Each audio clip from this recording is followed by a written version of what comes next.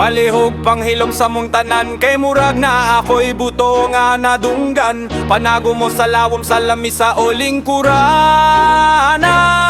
Palihog isarapod ang pultahan, kay inay mga bata nun nga armasan. Oh no!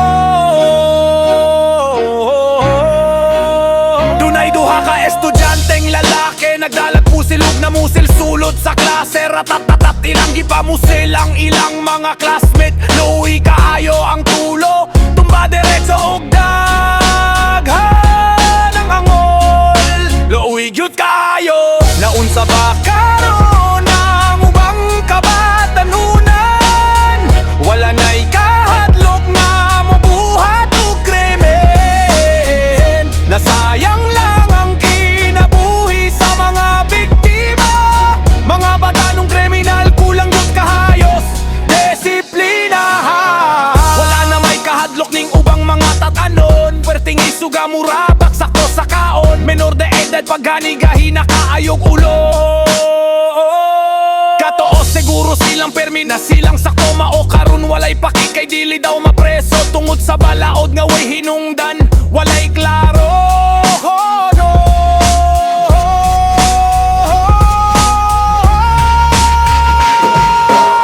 Naunsa ba karon ang ubang kabatanunan?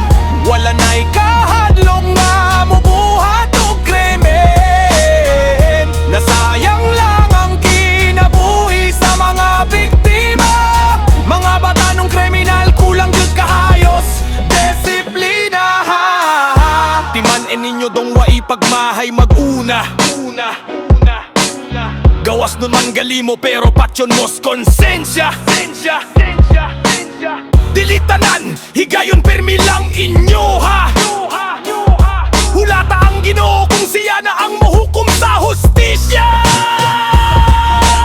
Naunsa ba karon